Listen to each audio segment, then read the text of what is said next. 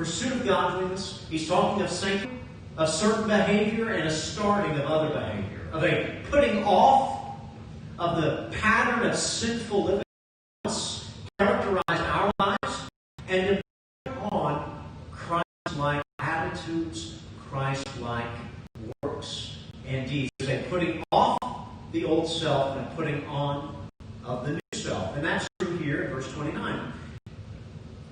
Paul says, let no corrupting talk come out of your mouth. So this is a prohibition. This is a command. This command comes to us full force of Paul's apostolic office. So remember, this is not just Paul the man speaking. This is Paul the apostle. He is speaking for Christ. These are Christ's words to the church, and therefore they carry with them the full weight of authority. This is the command of God to us, His people. Let no corrupt talk come out of your mouth. God is saying here that the Christian's speech ought not to have any corruption.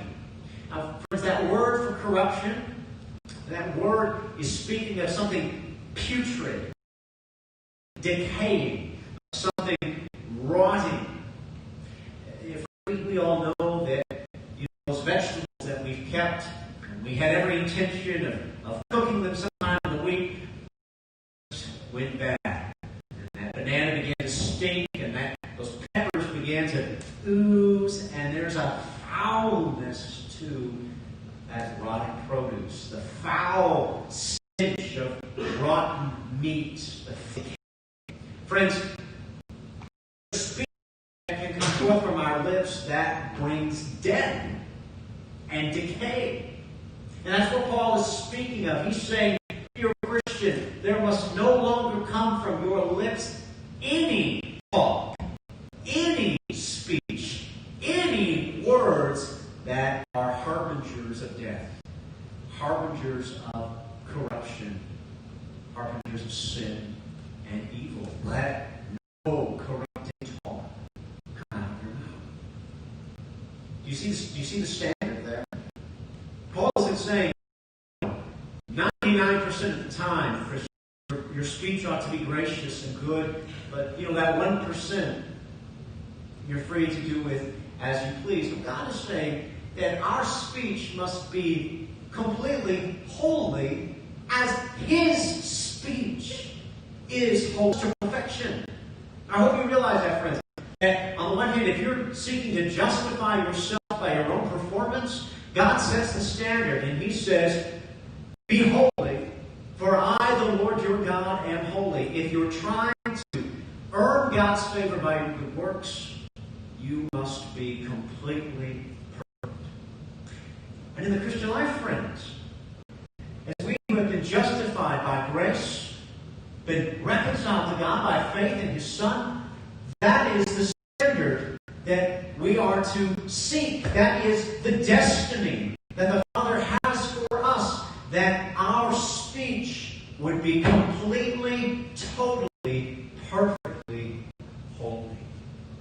No corrupting talk come out of our mouths. Friends, this would include talk that is not just profane, it's not just cursing, it's not just the swear words we pick up in the schoolyard or at work. It's not just that, it is that.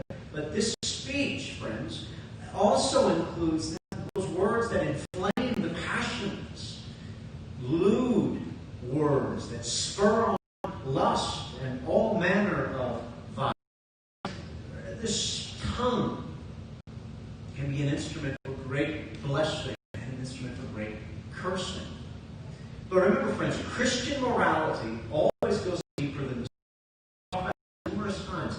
That it's not enough for me just to sit and modify my behavior unless I have the root cause.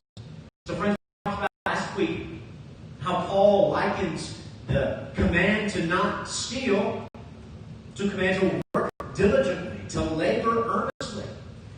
That there is a heart attitude to honor Christ with our work. So too, friends, Out of the abundance of the heart, the mouth speaks. So this rotten, putrid, decaying, corrupted speech is the evidence of a corrupt and wicked heart. Proverbs 4:23 says, keep your heart with all diligence, for from it flow the springs of life. Jesus says in Mark chapter 7, verse 20, he said, out of a person, a man, come evil thoughts, sexual immorality, theft, murder, adultery, coveting, wicked, a drop of cyanide in a glass of water.